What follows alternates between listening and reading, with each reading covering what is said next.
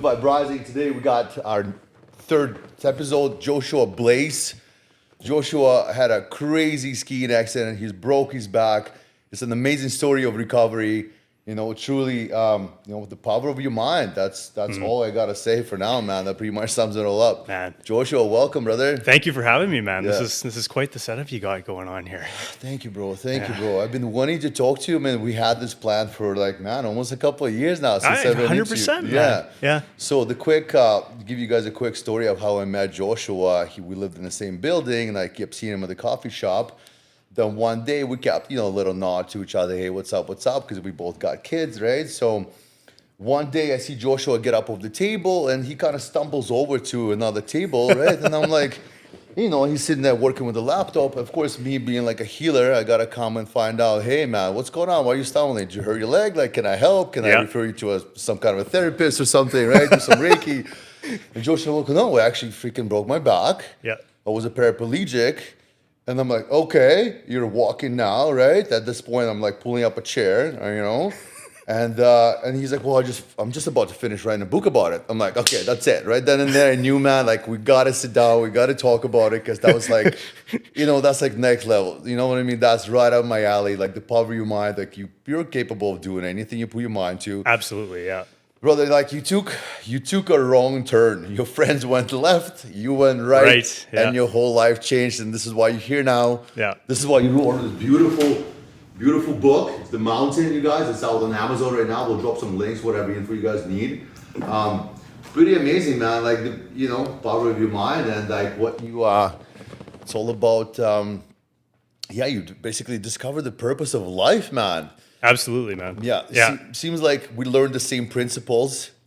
These seem like very basic principles right now that so many fail to understand, which, it took me going to prison to learn all that stuff, the same as you, losing your freedom of your mobility for a period of time to realize, the gratitude and just the simple things, how everything just, man, like the simple things. The gratitude for being able to just take a step. That's what shifted in my mind in my recovery, was just you have it and then you don't all of a sudden. And it's just, it's taken completely from you. And you're like, you're essentially a child. You're a child again, more than a child. You're essentially a baby again, relearning how to walk. And all of a sudden you're just like, I was so thankful for just every single aspect of my life in that.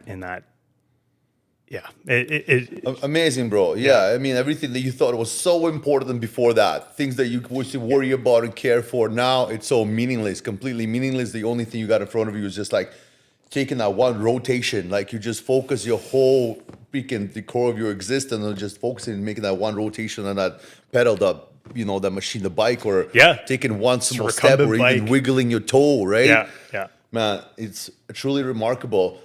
Okay, brother, just a quick, give us a little bit about yourself. Like, sure. The mindset you grew up in, like the family you had, and like what was your life like before the accident?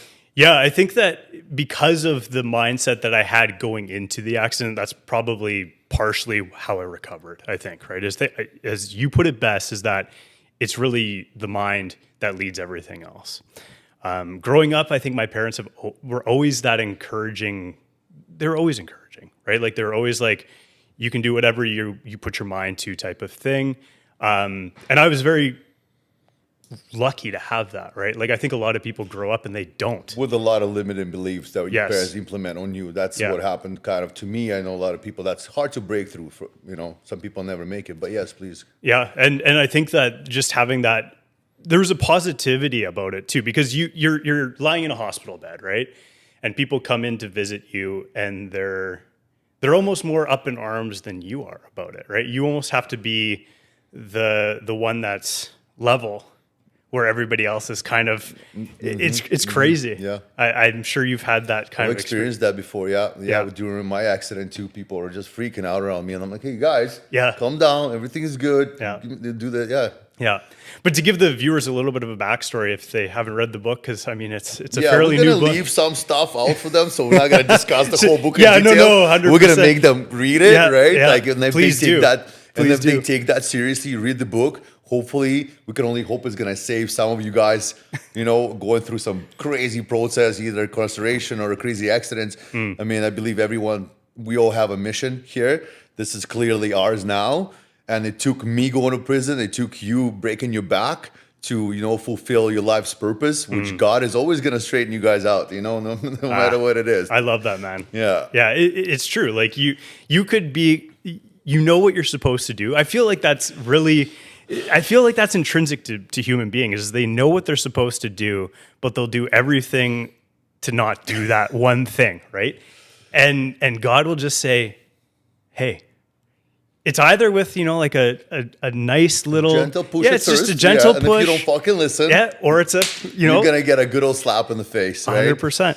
Yeah. Is this tiny little whisper in the back of your mind? We all got it. It's God's conscience. God speaking to us. It's telling you exactly what to do, what not to do, and you choose to listen to, of course, the little devil on your shoulder, and it's you just kind of act on your emotions. Let's talk about that, man. How you should not act on your emotions, man. You don't have to. If you're sad, you don't gotta fucking act sad. No, that is true, and I think that is kind of our society. Is that like it validates people's emotions, right? So you feel a certain type of way, and therefore now you have to actually get the entire external world to validate that for you.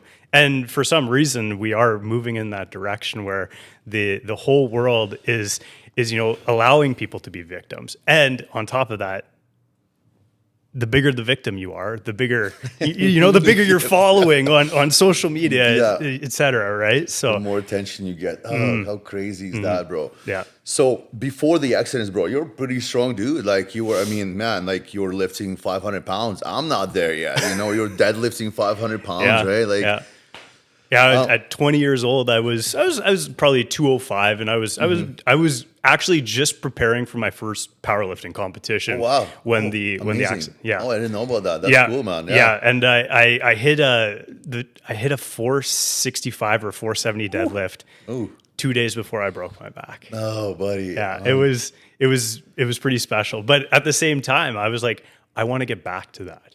Right? Like you're lying in a hospital bed, your legs are not working anymore, and you're like, how do I get back? Because that was the first thought on my mind. It was just like, you never accepted it right from the beginning. As soon as you hit the freaking snow, as soon as you felt that, you pretty much would you say right then and there you knew that you were gonna make a full recovery? I didn't know what had happened when I landed, right? But you get airlifted off the mountain. We'll talk about that a little bit too, because I think that was honestly, I think that the helicopter ride off the mountain was the big turning point in my point of everything. Okay, let's get into that. We'll talk about that. But you get to the hospital and they kind of give you your prognosis, right? You get to the emergency room and they're like, T12 burst fracture, 2 vertebrae above, 2 vertebrae below. You're an incomplete paraplegic is what they had told me. And then doctors don't want to say anything, right? Like they just don't want to make any sort of statement because liabilities and everything starts to come into effect, right? And I did have doctors say to me, like, you may never walk again. You may never, you might be in a wheelchair for the rest of your life. And I was just not willing to ever accept that. At the Glenrose, just over here by the Royal Alec, the recovery doctor there told me I would never lift. I think he said something like, he just made an arbitrary number of 75 pounds off the ground again or something like that. And every single time that I was told something to the contrary, I was like, okay, well, I have something to prove wrong now here. Fuck that. We talked about Braden. He did the same thing. But he told him, 75 years, you got to be on these pills. Yes. He's like, don't talk to me like that. Yes. Especially when my mom is here. And he changed it all around. Sounds like just like that. And I mean, I think there's two types of people. There's people that would accept the prognosis and say, okay, doc, like you are, you're next to God in society here. Yeah. So so I'm going to go with everything that has just been told of me, or I'm going to say, I don't think so. I don't think so. Right. Yeah. And truly, I think those people that say, I don't think so, are the ones that really that do make the difference, right? Yeah, I mean, they can say doctor will tell you one thing, you accept it, and then you end up shaping your whole freaking reality, you're attracting all the circumstances and Yes. everything Yeah. to prove you that this is actually what has been decided, but subconsciously, man. Oh, I mean, I wish so many more people were, and like aware of that, right? Yeah. That the mind truly does shape reality in a lot of aspects, right? The funny thing about writing a book is that it's a moment in time that's captured, right? So when you write that book, that's you in that moment, right? Oh my goodness, yeah. And when you come back from it, you're like, I do believe 90% of what I wrote, but there's also something more that's like life keeps rolling, right? And you come to realize that reality is not just of the mind. Like reality is beyond, it's universal. It's also so much grander than what I conceive of, right? Because reality is not my reality. Reality is reality completely irrespective of what I think too, right? And we had talked about God. That's reality, right? Yeah. Yeah. You mentioned that you got a lot closer to God during this whole process, Yes. which I did too. That's the most profound, the most progress in healing and everything I've ever done, because I've studied healing arts of this and that, and I got a bunch of certificates. And then whenever I mentioned the name of Jesus, the Father, and whenever I prayed, I was like, man, I can feel it, and it's been like the most like, man, I can feel that more than anything, right? So. I mean, what is so you're religious, of course. Tell us a little bit about your religion. Did you grow up in a religious family? Were you baptized, Catholic? Baptized Orthodox? Catholic, but I mean, I think like 90% of people growing up, like, you get the baptism and then that's it, That's right? it, Like, like I went to Catholic school, but there was no real, beyond the fact that Jesus was a guy, that's pretty much all I could have said coming out of Catholic school, right? Yeah. Yeah. Do you think and then these principles that we're all talking about, it's like all of them are pretty much described in the Bible, and all these self-help books is like, man, it's like all this has been in the Bible for thousands of years. Yes. We're just reinventing the wheel right now, right? Like, yes. It is mind-blowing to think that book is completely, it's timeless, right? Like you read it and the tenets of what they are talking about are universal today. They will be 2,000 years into the future, and they were in the past. And you're like, how is this such how is it so on point with with everything at all times? And it's because we're talking about unchanging first principle, right? Like we're talking about universalities. We're talking about the life of humans, right? Like and that's kind of where I'm at now, is I do truly believe that there's a universal purpose for every single one of us. And that is to grow and to get closer to what actually is reality, which I would say is God, right? Bible, the basic instructions before leaving Earth. Yeah. Remember that movie? It was like how they broke that down with Bible, man. Like I love that. I was connected to that. That always kind of got to me. Yeah. Right. Yeah. You do start to realize, like, I'm not in control of a lot of this life. I'm in control of about maybe 1% to 2% of it. And the rest of it is like this ride that I'm being put on that it does dictate how, or my mind and my outlook on life does dictate how that ride goes, but that ride is happening nonetheless, right? You can't just lie in bed all day and that live a life. That's not what life is, right? You have to go snowboarding. You have to, make the risks. And for me, it was kind of it's not something that, what happened to me was not something that I could affect, but the way that I looked at what happened to me was everything. Yes. Right? Yes. So would you say you kind of like attracted that accident into your life, do you think? Yeah, I don't know. I think that at the time I was doing like a lot of not wrong things, but just kind of like I wasn't on my path, right? Like, and I think that you don't know that in the moment, but looking back on it, your outlook on it is 2020, right? Like you just know you were not doing the right things. You were not Listen to the little voice, yes, little whisper, right? Yes. Yeah. And I think for me that was the huge just shift, right? Like it's just that when you think of moments in your life, for me, it was that one moment, right? And I do talk about the helicopter ride being airlifted off of the mountain, and Stars Air Ambulance, shout out in Alberta here. They in that sort of scenario, they generally give people a mix of painkillers, but one of those things is ketamine.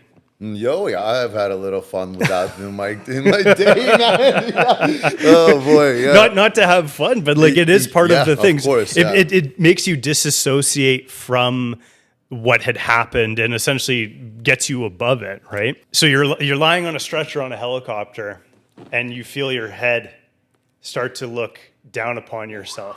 Whoa. And I think in that moment, that was where I started to look at like consciousness and how I don't think that this all ends when this body dies, right? Oh, like 100%. Yeah. And for me, that was mind blowing to me, because I was like, I had never thought in that regard ever. Like that had never been even a thought that had crossed my mind. But in that moment, you're like, do I actually die when I die? And for me, that moment changed everything in my life, because I started to realize that this is an eternal game. Yeah. This is not just a here and now; it's a forever. It's a forever loop. Yeah, man. Yeah. I would say so. Yeah, I truly believe that we're just gonna keep circling the same loop until we fucking figure it out, man. And it's it truly is like a video game, and to me, that's just what it seems like now. There's a lot to cover here. A lot, bro. Yeah, a lot. I'm thinking we might have to have like a part 2, or we might even have like a little series of like, because honestly, every point in this book, I can talk about for hours. Yeah. Do you know what I mean? I made some notes here, but brother, it's not nearly like 1 hour of the battery life is not gonna fucking last to cover. Oh, brother. So what is your life like now, brother? Tell me a little bit about some like these drastic changes, and what are you doing right now? You wrote this book. You got it out, coming out on audio soon, right? Yes. Yeah. What else? What has been going on since then? You've been fulfilling your purpose. Tell us a little bit. Yeah, about that. I have a few businesses. I started in real estate when I was in 2016, so that's almost 10 years already. That's right, yeah. So I have a little brokerage in that, but really more so getting into kind of this sort of thing is really just having these sort of talks and getting out there. Perfect, bro. Yeah. I mean, the most rewarding thing, that what feels the best to me is just like affecting others people's lives, and see them make some changes, right? And just kind of that has always been my calling. I always had to tell everybody about, this meditation and stuff. What about meditation? What do you do? What is your daily routine like, bro? For meditation, I do meditate, but for me, meditation, and I do write about this in the book, is much so more not about just sitting in a room in silence, whatever. For me, I really believe that it's just throwing myself into the moment of what is happening. It could be literally washing dishes. I write about this in that I had a revelation. I was like washing dishes one time. I was like, you could do this perfectly. You could do this completely, where you are everything, every fiber of your being is in this one moment. Beautiful. And for me, that's what meditation is. It's not just, closing your eyes and sitting still for 15 minutes, trying not to think about anything. Yeah. That's not what it is for me. It's much so more about completely immersing in whatever I'm doing right now. Here and now, present moment, feeling every fiber of your existence. Yes. Because, bro, I can relate to that. At first, when I started my practice, I was sitting on a teak chair, holding a pose, which was, had a profound effect on me. But after that, even like we have this motorcycle crew in Vancouver, Lords of Gastown, shout out to Tyler. And we did a motorcycle meditation Wednesdays, bro. You know what I mean? How beautiful is that? You get on a bike, there's nothing else you fucking think about when you're riding that bike. There's the wind, that's it. You're focusing on the road, that's it. I can't think about anything else. And that's the essence of meditation. That's Yeah. exactly what you just said, bro. This conversation could be a meditation. Yeah, Right? exactly. And I think that once you start to realize that every single moment of life can be that's where things change, right? For me, I think prayer has become massive in my life as well, in that I shut up and I just listen, right? Like I say, I'm having this problem in my life. Help me with it, please. Father, guide Right. me. Yeah, Yes. figure this out for me. Yeah. These battles, you don't got to fight. Fear nothing. Yeah. I see a lot of Bible remarks in there, absolutely beautiful. Fear nothing, man. Just let the Lord fight these battles for you, right? Which Yeah. is like, man, I've had so much peace come into my life because I used to worry about this and this, and us being fathers, of course. That comes into play. You have a child, right? Yes. And then you start worrying about things, Yes. right? But man, like, what was your tell us about some changes when you had your baby girl, man? Yeah. Yeah. No, I think that for me was the second massive shift in my life. And I do write about it at the end of the book, because this was actually, I took the year off that she was born to really just be present, and in that I was able to write and finish this book. But for me, it really showed me what love actually is. Because you have before you become a parent, you have some semblance of what love is, right? Like you have an idea of what it is. You don't even know what it is exactly, yeah. But in that, it shows you firsthand, like, what true love is. It's this unconditional, like, willingness to die for something that I don't think has ever really been there before, right? And for me, that was mind blowing, right? Like, Yeah. I didn't even know that I was capable of something like that. Yeah, me too, brother. Yeah, that's Yeah. exactly everything you described. I'll die in a heartbeat, not even fucking won't even hesitate. It's crazy, man, right? That's same with you, Joey. Hey, you just had a baby girl, man. Congratulations. Yeah, man. It's like there's nothing in that neighborhood, and I always kind of people like, oh, my dog, I love my dog. I'm like, man, that dog did not come out of your. Yeah. You were, you did not, create this dog. It's like you don't really know that until you have that, bro. Yeah, people say they love their dogs. And then you have a kid, and Of you're course, like, you love your dog. I like my dog. Yeah, but, that's you know what I mean? That's exactly what it does. I like my dog, but yeah, bro. I mean, I was a mess when my little one died. Of course, I was really attached to it. Absolutely, that was love. Yeah, but. I mean, can't compare that. No, not at all. And it's so strange in our society that people are trying to eschew it or to not, like, I don't ever want to be a parent. Like, do you really not want that? I think you do intrinsically, but you're having that kind of knocked out of you. You know what I mean?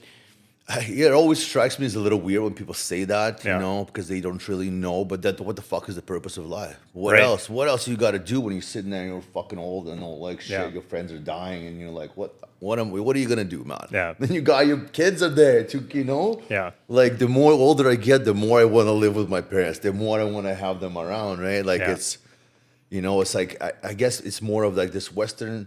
They kind of like put people in, old people's home and stuff like that, get rid of them. I'm like the other way, I feel like it's like, man, where are your parents right now, bro? They're in town. They're in town. Okay. I'm still lucky to have both my parents. Yeah, and okay. They're still man. together. Yeah, And How old are you right now, Joshua? I'm 31. Turning 32 very Oh, soon. man, beautiful. Okay. Yeah. You figured it out a little bit sooner than I did. That's awesome, bro. Yeah. But back to the children thing for a second. I have a pastor buddy of mine, and he's like, it shows you the love of the Father when you become a father yourself. And for me, that was, I was blown away by that simple statement that he had made. But I was like, if I can love this thing so much, the love for all of us is so much grander than even that. You can't even think about how much love that is, right? That all makes sense at that point. It all makes sense why he's been so patient with us. Yeah. And he's always there. And like, no matter how much I fucked up, he saved me, multiple times. I've seen a gun jam on my face. I mean, that was the first one. I was like, oh, wow. I'm like, okay, there's something else to this. All right, like I'm not going to quit selling dope. I must try, and I still didn't try. And I was like, all right, I'll go to prison. You know what I mean? Go sit around for a little bit. Think about what you're doing here with your life. Meditate. Yeah. Yeah. Yeah. It's not even to think about that, you're just like, I can't even think about that. You have to feel that in your heart, right? Like there's no words to. That's why I'm lacking words here. Is there's no words to describe that, right? Yeah, man. Yeah. Language completely fails when you're trying to talk. It's hard about to describe. You can't, man. There is no words in the English language to fucking precisely describe that feeling. You're totally correct about that, bro. How are you now, bro? Tell me about your recovery. What physical state? Yes. Are you in right now? How mobile? Yeah. Everything is pretty good. I mean, I walked in here, so there was you no, did. there's no wheelchair. You're a walking, living, breathing proof of Yeah. anything is possible, no matter what the doctors tell you. Yeah. But is there still some stuff lingering around? Stuff you have to work on something still? I think I will always still have deficits. I can't run, for example. Like I can't sprint or anything like that. You think maybe with the power of mind we can change that eventually? I've thought about it. Yeah. I've thought about it. Maybe. That is a maybe. Yeah. And when that possibility is still there, you don't shut that possibility off, I think, right?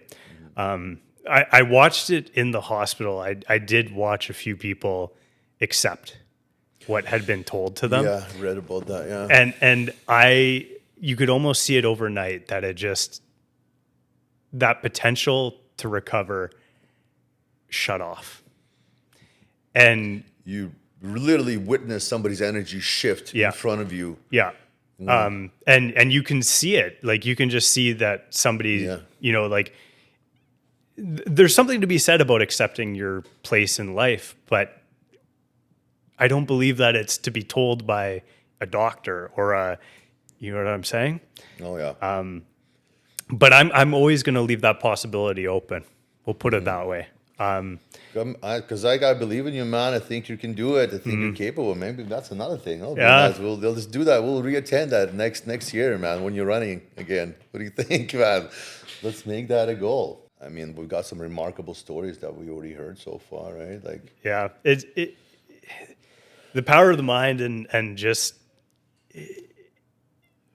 yeah, there's no words again. yeah. Bro, do you think like we live in this kind of like a video game, almost like the Matrix, to like with all this like new scientific evidence? There's like these light particles appear, materialize when they're being observed, and maybe God the creator is the architect of the Matrix. What do y'all look on that? Do you think we? Yeah, I think that reality is so much more than what's in front of my face right now, right? Like I when you get down to the science of the day, the state of the art, quantum mechanics, whatever, you start to realize that like things don't actually exist the way that you think that they do. You start to realize that it's all energy, or it's all a wave, or it's all whatever. And you do start to come to this understanding of what is real, right? For me, when I was writing this book, I was sitting, in my apartment just downstairs here, looking out the window, and I had that existential crisis of like, what is real? Because you start to look around and you're like, I'm not sure if this is real. I'm not sure if, is money really real, or is it just an idea that we agree upon as a society? And you start to question, like, what is actually real? And for me, the thing that I found reality in was what Thomas Aquinas would call the transcendentals. Have you heard about this? Yes, yeah. And that is what is referred to as the good, the true, and the beautiful. They're higher order concepts of what reality actually is. So when I was thinking about what is real, I was thinking about, well, love is real. Purpose is real. Like friendship and that's what real, that's more real to me than this chair is right here. So for me, that's where I started to shift away from, like, is this the Matrix or something like that, to this reality is a creation of a mind, right? And that's where I think I came to God, where I was like, this is, do you kind of get what I'm saying? Oh yeah, absolutely, man. Yeah. Yeah. 100%. You made this you referral to like early 2000 video games where like, Yeah. hey man, like it's unrendered ahead Yes. of you. You could only see so far. You Yeah. know what I mean? And now it makes me wonder, I'm like, is it really unrendered everything behind me if I turn my head? Like, Yeah. it's like, what is? If you Yeah. ask quantum physics, no. In studies of wave particle duality, things kind of render as a conscious entity observes them. Yeah. Early 2000 video game. Yeah.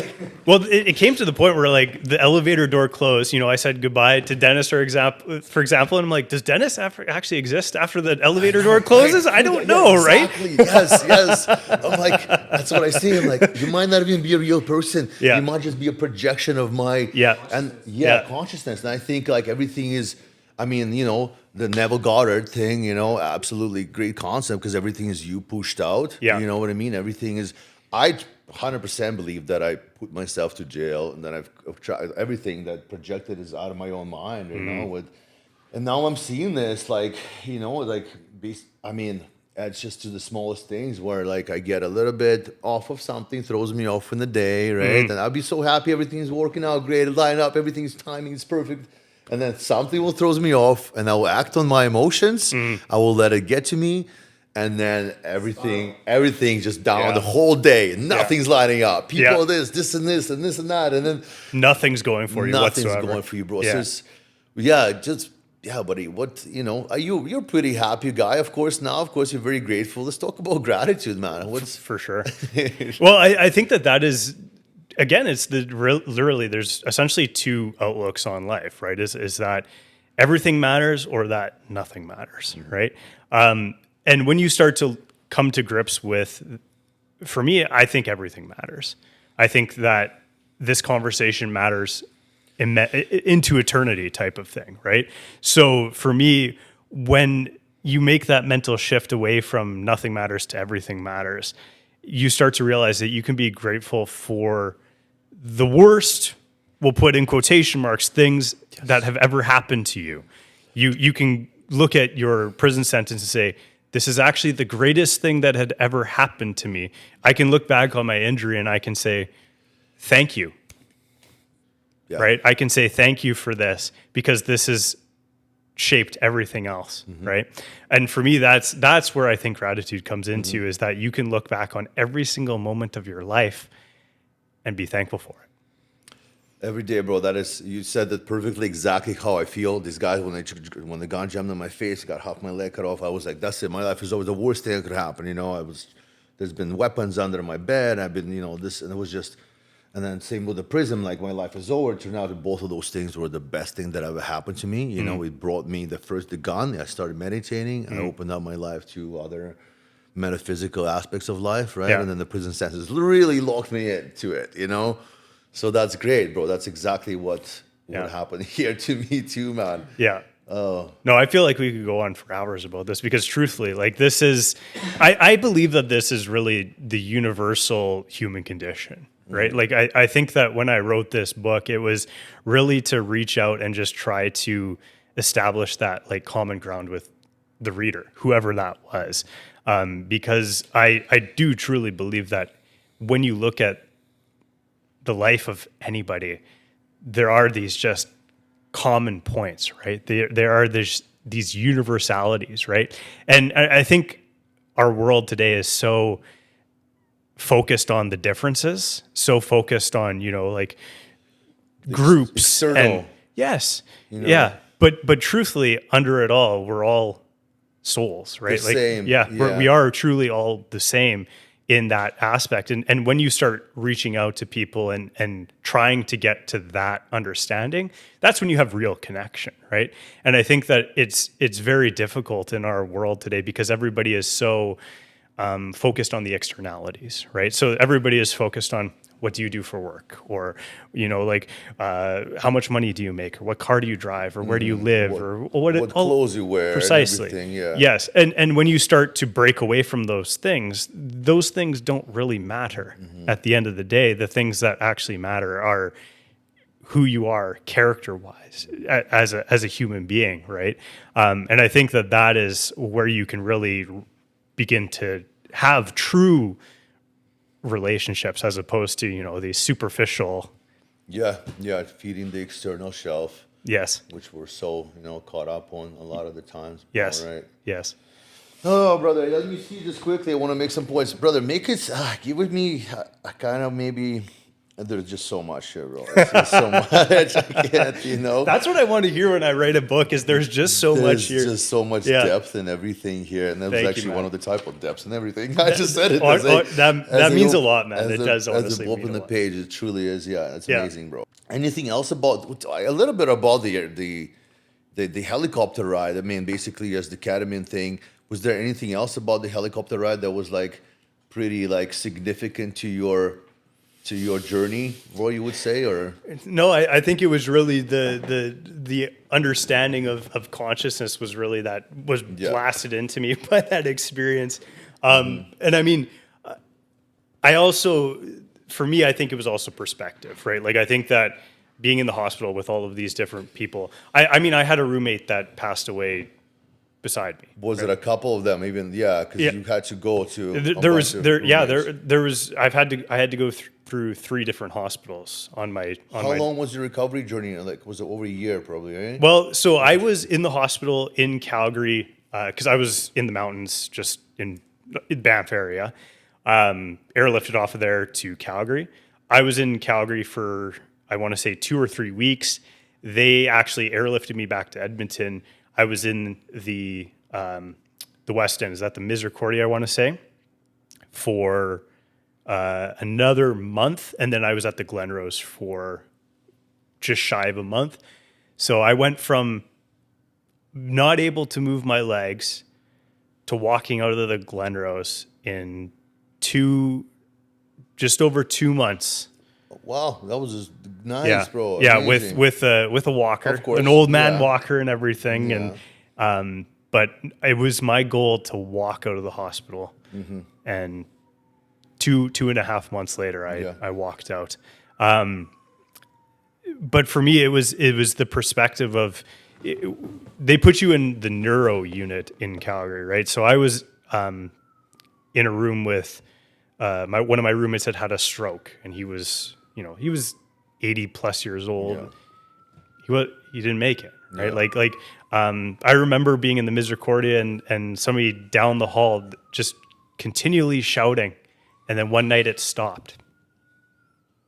And I asked the nurse the next day, "Hey, did he go home?" And the nurse responded with, "No, he died." Just casually. Just casually, right? Like that's like everyday thing for them. And at 20 years old, like you're not around that until you are, right? Yeah. And for me, that was a massive perspective shift. It was another, That, like, I mean, for me, I do truly, I think about death all of the time now. Like for me, in every single moment, the next moment might not be there, right? And that for me was the another mental. Yeah, I see that. Yeah, I can understand that, bro. It's just like you're at all times, like you can just like, man, you can have the safest life. You cannot take any risk. You could be doing all the right chill things. at home. Yeah. Go outside. Yeah. Slip on ice. Yeah. And you can be gone in a heartbeat. Yeah. Which I've seen happen. I witnessed this happen to actually more than one person. Yeah, very interesting. I love the way you put this book together. The reference to the mountain, the climb, the summit, everything, and it says kind of like that you can read wherever you are. You can read this book at any point to start. You can go back. You can go forward. I found that very interesting. How did you have that idea? It was kind of pretty natural, I guess. The mountain. Yeah. So I start the book with the fall, and I kind of relate that to my own fall, right? Yeah. And I talk about how.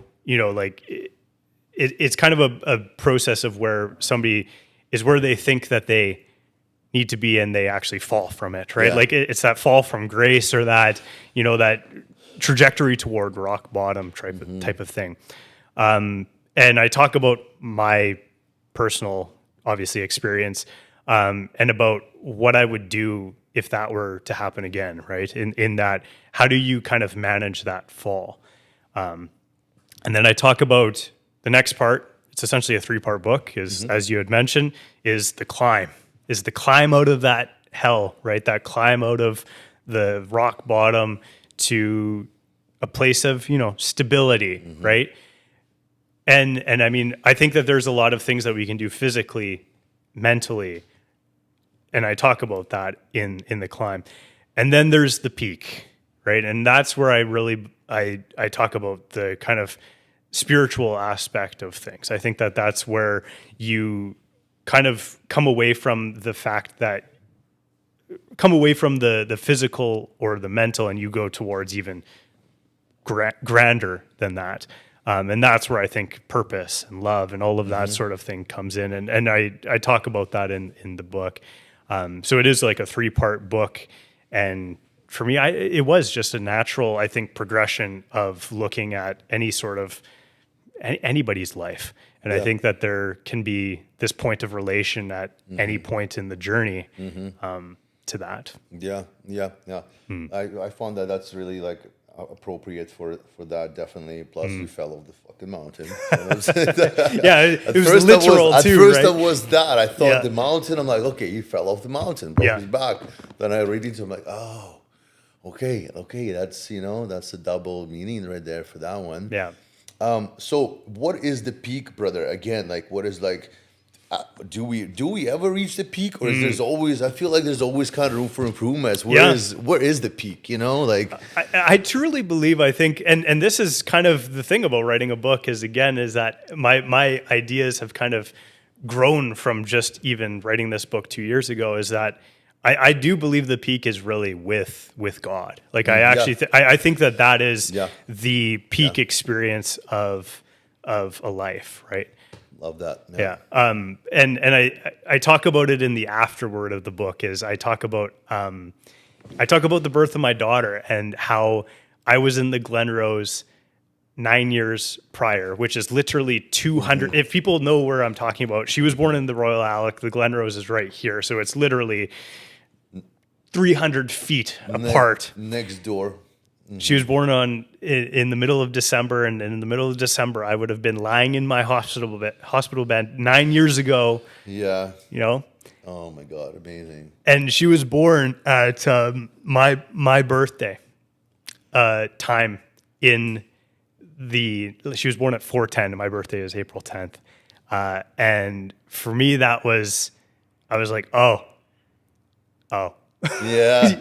Isn't that weird? It's weird, but it's not. I don't believe there's any coincidences whatsoever. No, nothing, bro. I truly believe there's no coincidence. The way my kid came in, and it was a winter, like a summer. So it was just like the sequence of events. It was just like almost this portal opens up at that precise time, and they come, right? So you're basically, sitting there looking at your daughter, which 9 years ago you were like next door, fucking all messed up, not able to walk, and this is how much life can change for you, bro. That is 100% it. Is you look at it and you're like, how beautiful this life is that can be the literal contrast of your life, right? One moment you're lying in a hospital bed broken, and the next you are a father to this beautiful girl. And for me, it's in the afterword, and I have actually had a couple people reach out about the book and actually said that they were in tears reading it. And for me, that was amazing. That's the best when you got somebody comes to tears from your thing that you really got in there. You really got to them, right, bro? Yeah. How's it working out right now, bro? You're in the gym, of course, right? Yes. Have you power lifted? Maybe with your top body, your upper body a little bit? Yeah, I have no excuses, and I can still do so much with the upper body for sure. So I should be benching 400 pounds. What's wrong with me? That's I have to wait. I mean, I'll go up to 3 plates, and that's about it, man. Scared to tear something, I don't want to tear. See, all my buddies are pushing, they just tearing stuff. I know, man. You hear about you don't want to do it to a pec. Man. I don't even you'll see videos of people tear a pec, and you're like, I feel that viscerally in me. And you're like, I don't want to do that. You can feel it, bro. That's crazy, Yeah. Is it versus the leg press? No. You see the videos of the guys hyperextending their knees? Yeah. No. When they're on a hack squat? No. And then they both fold backwards, bro. No, man, no. I seen the video, man. It was the most horrendous thing. Or like, you know, an overweight person, they try to run and she steps and they just go away, bro. Like it's on the beach, man. It's There's those or the MMA fights where the guy breaks. Like, have you seen that? Where they he just goes. they break their shin on somebody else's shin. It's like, what? That's crazy, man. No, You man. have not hit that bag hard enough to calcify your shin bone. The other guy won. It's like, you know, the battle you have with the little, either like the chicken bone or like It's the who two hit- shells. yeah. Right? It's like It's who kicked the bat the hardest. Yeah, right? yeah. Go fucking figure, man. Like Yeah. that's crazy, bro. No, man. You start to like the amount that I viscerally recoil from like seeing that. I'm like, it's almost like I was in. Yeah, Yeah. you can feel it, man. I can even actually like some days I wake up stark in the middle of the night and I have a dream about re-breaking my back, and I can still go back and remember how it felt to do that. And it could absolutely give me nightmares if I let it, for sure. Yeah. What is your creative process like for writing? Yeah. Oh, I like that. Yeah, let's talk about a little bit about the creative process and like what actually. So I know you had previously thought. How long did it take you to write this book, bro? Probably 5 or 6 years, to be honest with you. Okay. Because like for me, creativity has always been kind of like in spurts. It's not like this constant thing. For everyone, bro. Yeah. It's like a sprint, and then yeah. you just like have no energy for it, and you're like, there's no words coming to me for some time, right? So I had probably like the layout of the book probably about 3 years into writing it. And I mean, that's just because I was running businesses and doing all sorts of things, right? It was only when I set a deadline of, I literally wrote the book for the 10th anniversary of my injury. Of your injury. Okay, Yes. lined up So pretty good with that. 2023 is the release. November 9th, 2023 is when I self-published. And I had to set that hard date because if I didn't, I'd probably still be writing the book. Yeah. It is kind of that much of a process of, and truthfully, when you package something like that together and put it out into the world, you're like, is it ready? Is it ever going to be ready? Yes, of course. It is kind of that difficulty that I experienced in releasing it, is that I was like, is it good enough?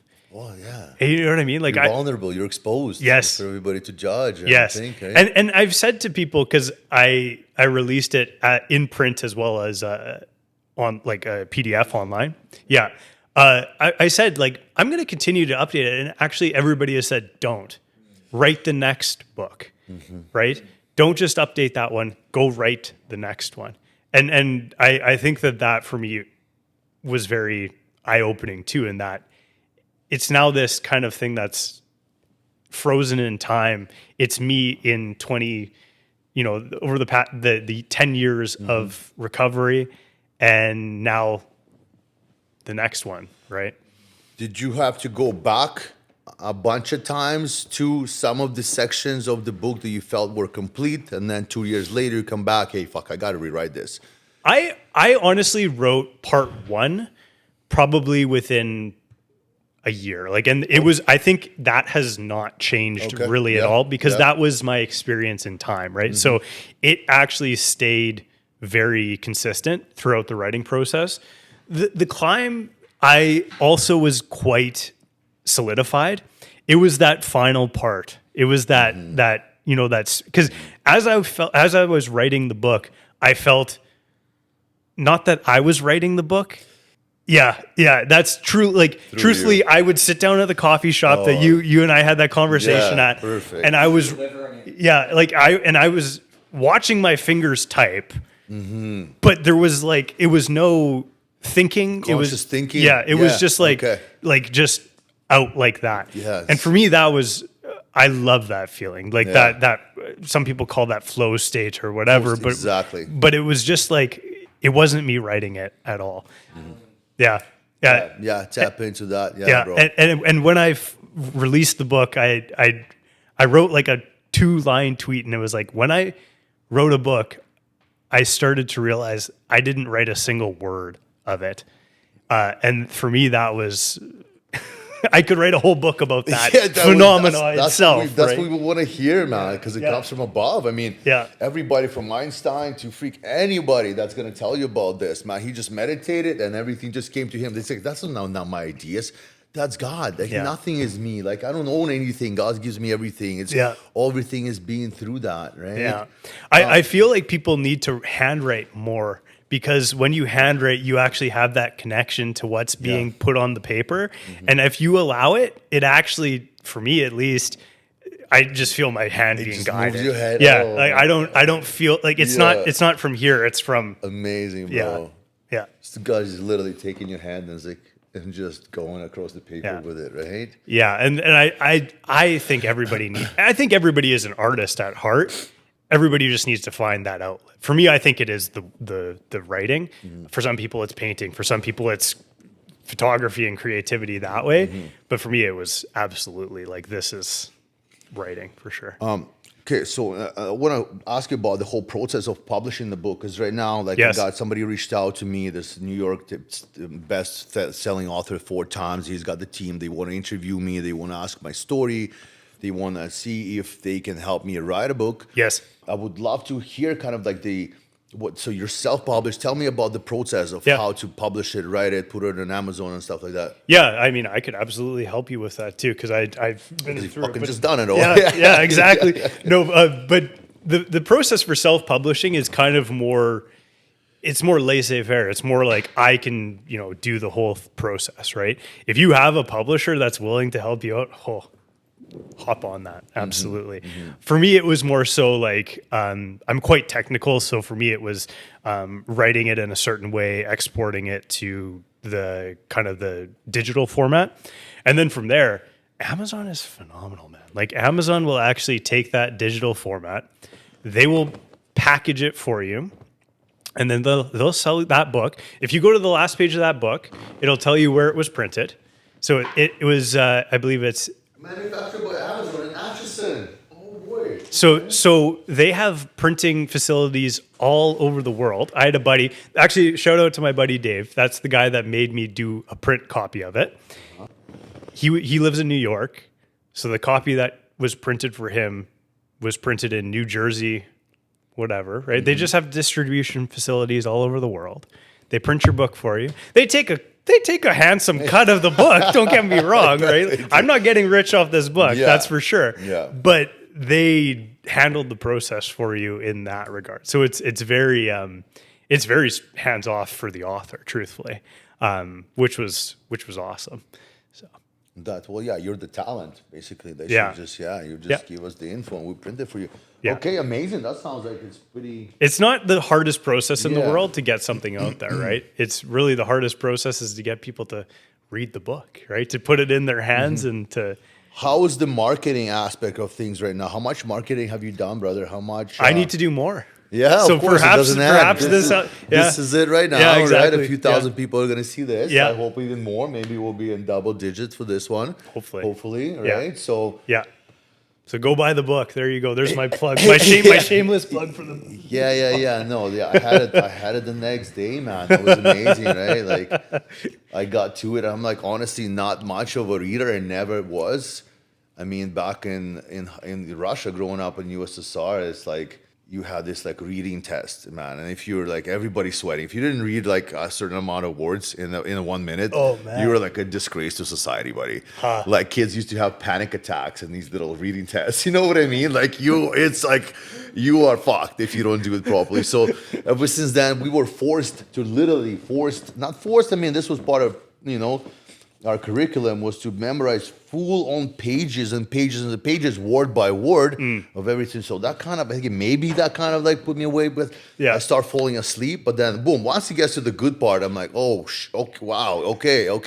And I'm starting to build this picture in my mind of you in the hospital and everything, the ambulance I'm seeing, and then a couple of pictures. I'm like, oh my God, that's almost what I've envisioned Yeah. So that was kind of cool, man. That was great. Where am I going with this? Yeah, so, and of course, the audio book is gonna be great. Yes. The So audio that's, book, I can't wait for that, man. Yeah. Because I'm gonna re-listen to it a few Yeah. times, honestly. Because and I've thought about how I want to do this too, because there's a few books out there where the author self reads the book. I was hoping you do that. Because right Yes. now I listen to it on Speechify in Snoop Dogg's voice.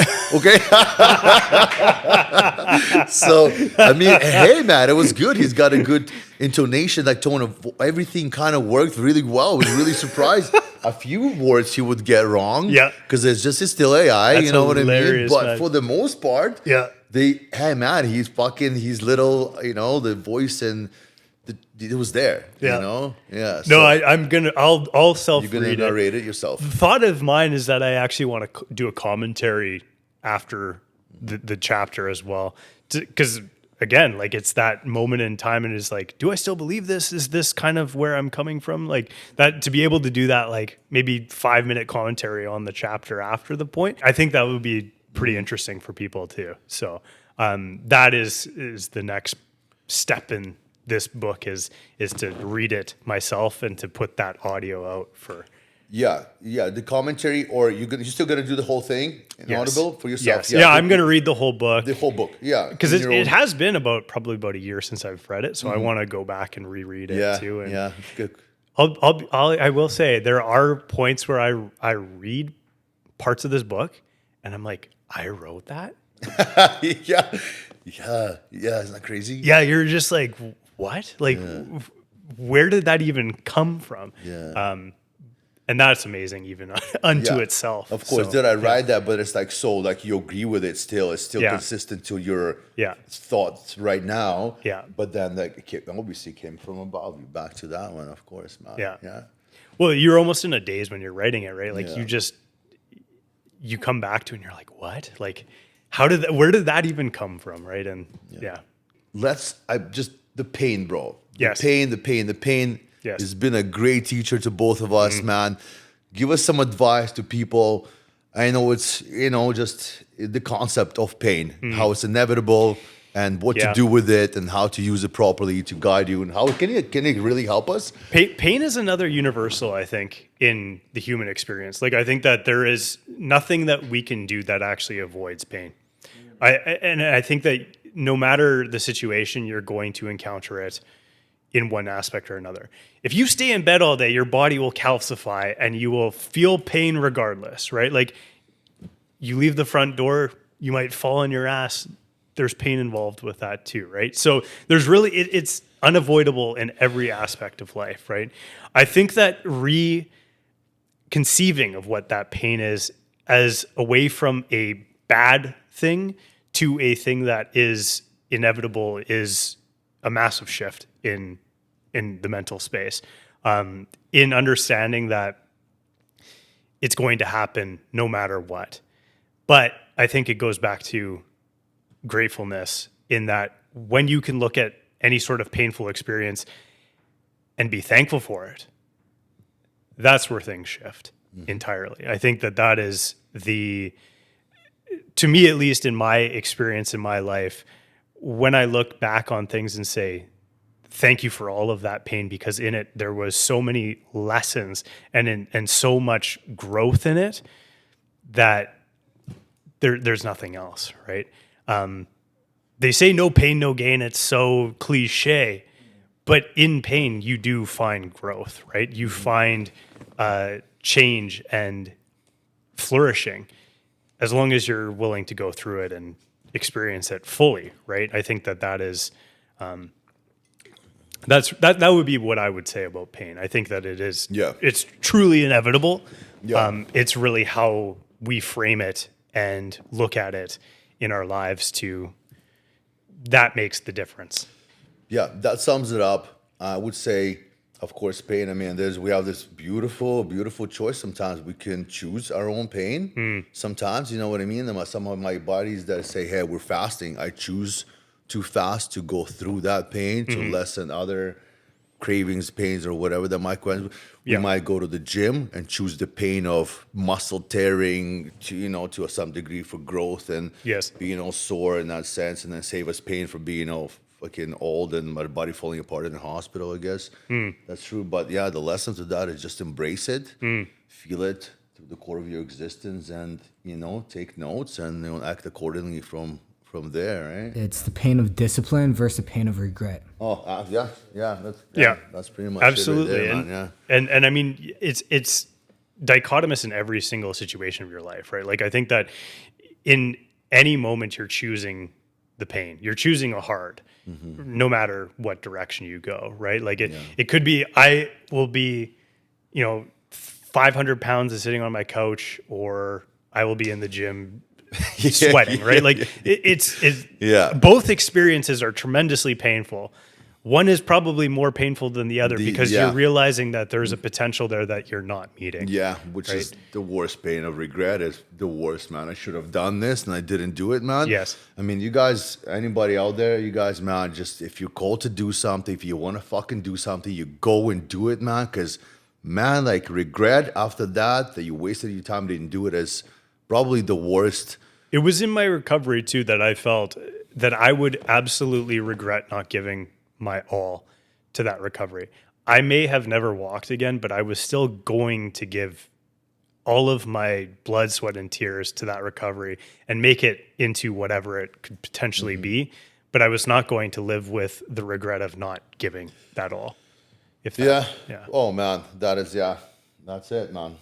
Okay, man. Well, I'm not going to ask you what book are you going to recommend to read. I usually ask people, hey, what books do you read? Mountain. Yeah. No. But have you, what are some books that you have read that motivated you and kind of inspired you?